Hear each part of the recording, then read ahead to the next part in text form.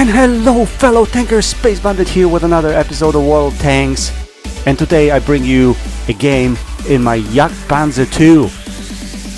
This tank, it's probably one of my most favorite TDs in the game. It's a fantastic tank with great mobility. And that gun, the gun on this thing is absolutely incredible. We're talking 246 armor penetration or 311 millimeters on gold shells. So it does well in both the your own tier games, high tier games and low tier games, no question about it. 490 alpha with this gun. This gun packs a huge punch, guys. It's incredible. And the armor values on this thing, the armor is not too bad. It can bounce here and there every once in a while. The power creep in World of Tanks basically made this tank a little bit, what I could call it, soft. It used to be able to bounce a lot more than it does right now, but it's still extremely playable just because of that mobility and the gun. Absolutely spectacular. Now guys, this game that I'm showing you today is absolutely insane. Maybe it is not my highest damage game in this tank. Believe me, I've had much higher damage games in this tank. I think my highest damage game is over 6,000 damage. But this, you guys are gonna see what's gonna happen here. I mean, I mentioned this before, I'm more proud of games like this because they make you think strategically and they make you do things that you normally wouldn't do. So as you can see here, I was trying to take early position on that hill to see if I can get some fire, some shots through the field, but unfortunately my team mostly went the other way and I got spotted very early by a light tank. And that light tank had really good vision, really good view range, so I basically tried to go back to the same position, but unfortunately that wasn't working out for me. At this point we're losing 1-5, 1-6 right now. I was thinking to myself, well, this is one of those games, huh? It's not gonna be good. Just again, I was trying to drop in here thinking what I should be doing. Unfortunately, playing tank destroyer on such a small map is really difficult. It's not an easy task because it's not like you can sit somewhere in the back in the bushes and wait for your team to spot for you and fire. So you have to basically make your own luck on maps like this, and it's an adjustment. It's an absolute adjustment, and our team is getting smoked at the moment. Like, we're completely losing it. So right now the game seems very passive, and I'm still not committed to go forward. I was thinking to myself at this point, just kind of drop behind somewhere and wait for an opportunity to get some damage, not expose myself too much. But there will be a point just in a few minutes when I'm really gonna get pissed off because of inactivity. And I was telling myself I haven't done anything to help the team at this point in time. There's something that we gotta do here, because even though we're losing bad, the game is still winnable. And you can see the numbers are creeping up again, so the team is pulled back a little. So here I noticed an opportunity. I saw the fatherland going back inside into town, which basically told me this site must be exposed. There's probably nobody here. And these two guys, the guy in the bat shot and the light tank, they thought exactly the same thing. So we could basically drop in here and ambush these guys. So I put a big shot into the fatherland. Now the idea is to kind of avoid his shot so that I don't get smoked here. And so I tried to go behind him, put the shell into his behind again, and looks like my light tanks, or the medium tank and the light tank are on a reload, so they're kind of dropping. Fatherland is trying to turn around, take a shot at me. I try to track him, that didn't work out. Boom, I take him out. A dangerous tank out of the game. So the score is a bit closer now, and it's 7-9. So the action is starting here. The idea here is to stay with my team, stay all together, see if we can handle whoever's coming at us, and watch the map. So on the map I see heavy tank coming around the corner here. So I preset myself for him to come out so I can take a shot. Kaboom! He goes down. I get a good roll, 404. Well, good roll. It's kind of a low roll for this tank, but that's all I needed to take him out. One tank down. Now it's 9 to 11. So the next thinking is, again, I saw on the map there's a heavy tank and a tank destroyer spotted in the middle of the map. So I thought with my gun depression I would be able to poke out here and take a shot at the proto. He wasn't expecting me to be here, so I kind of took a different angle. Now I'm gonna reload, so I backed in, and then I'm gonna try to take a shot on this KV4 here, but all I see is this cupola.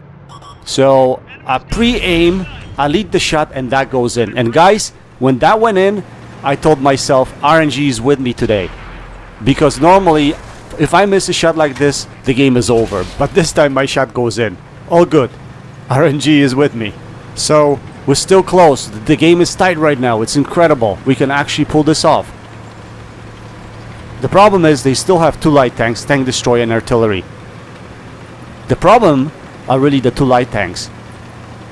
The tank destroyer I think we can handle. But the 2 light tanks on a small map like this, especially me being in a tank destroyer, it's a very, very bad proposition. So here the Borsig gets spotted. The guys are approaching and attacking him right now. I'm trying to take a different angle again. I'm trying to go from different angle, see if I can get a sight shot on him right here. I can see him passing through. Can I aim in time? Yes! I take him out. That's a big kill, guys. That's a huge kill right there on the Borsig. I take him out. Unfortunately, our bad shot gets taken out. And now our light tank, can he take the other light tank out? No! Our light tank gets taken out, so my only play is this. Come out through the top, drop on the guy. I was thinking of dropping on him, but I couldn't. It was a little bit too far, so I pre-aimed in the air and I take him out. That was spectacular, guys. I said to myself, wow, when I saw this play. Honestly, I just said to myself, wow, I actually did this. It's incredible. That was clutch. That was incredibly clutch. So now the IS-3 joined me, and looks like he wants to stick around with me. Now usually what that tells me is when we're low in numbers and the other tank comes close to me, at this point I'm assuming that he doesn't know what to do, so I have to take control of the game. I was trying to ping the map over there, but all of a sudden I spotted the artillery. I stop, pre-aim, fire, take the artillery out, and they only have 1 tank left.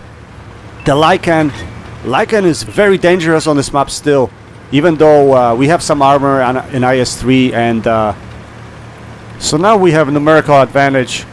However, light tanks still in the game. It's gonna be a difficult task. You know, Lycan can easily take this game from us still, because it has this kind of carry potential because of the autoloader. So here I pinged on the map. I told the IS-3 to go on cap. So the idea here was that I hang around here for a bit.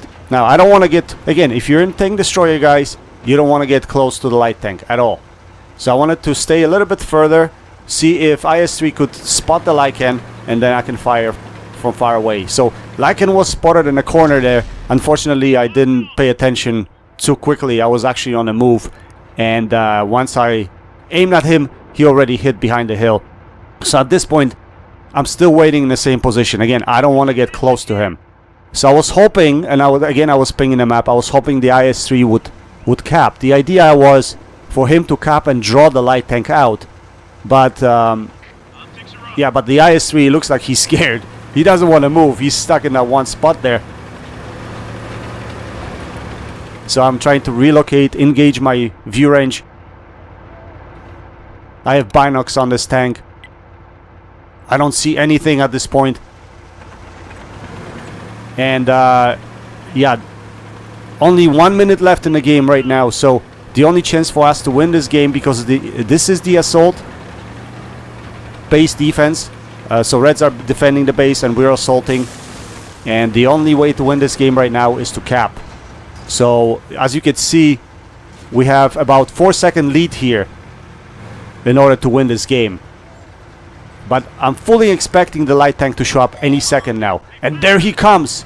He comes in.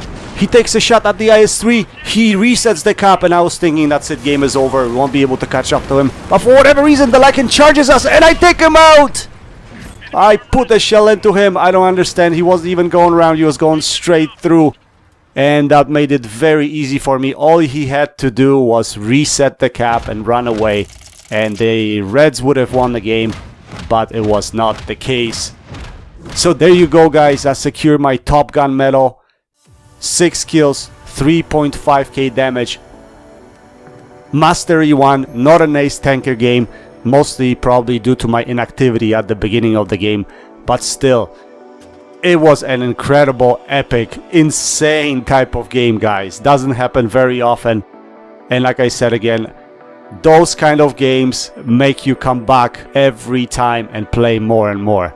That's what makes this game so incredible. I know that lately there's issues with matchmaking and the games are short, games are ugly, one-sided, but because of games like this, you want to come back to the game every time, and that's exactly what's happening with me. Anyway, guys, I hope you enjoyed this replay. It was completely insane replay. Happy tanking. Until next time, Space Bandit checking out.